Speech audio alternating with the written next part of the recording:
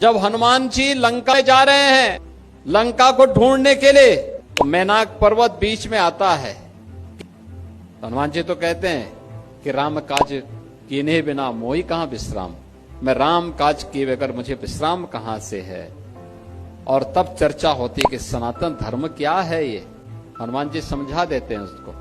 सनातन धर्म बहुत छोटी सी व्याख्या है, उन्होंने एक बहुत छोटी सी परिभाषा कर दी। उन्होंने कहा कि देखिए, कृते च प्रति कर्तव्यम ऐसा धर्म सनातन, ऐसा वही, यानी कर्ता के द्वारा किए गए उपकार के प्रति किसी भी प्रकार का धन्यवाद ज्ञापित होना, यही सनातन धर्म है और यही हमारी पहचान है।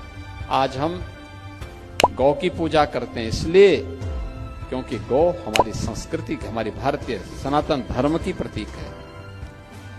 हम गंगा की पूजा करते हैं इसलिए क्योंकि जल ही जीवन है और नदी संस्कृति से ही हमारा सनातन संस्कृति बन। भगवान राम, भगवान कृष्ण, भगवान विश्वनाथ, मां गंगा, मां यमुना, मां सरयू, इन सब की पूजा हम इसलिए करते हैं क्योंकि हमारे प्रतीक हैं।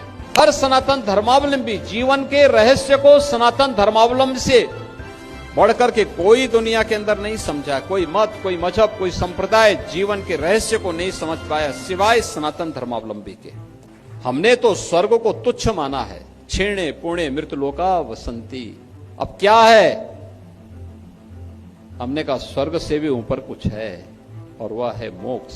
एक सन्यासी, एक साधु, एक योगी केवल अपनी व्यक्तिगत मोक्ष की आकांक्षा के साथ कार्य नहीं करता है, वो अपेक्षा करता है।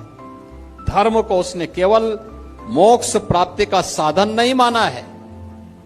उसने कहा इस जीवन में सांसारिक उत्कर्ष के लिए कार्य करूंगा, पुरुषार्थ के लिए साथ कार्य करूंगा, और मोक्ष इसके बाद जब मैं अपने सांसारिक उत्कर्ष के लक्ष्य को प्राप्त कर लूंगा तो मोक्ष स्वतः मुझे प्राप्त हो जाएगा।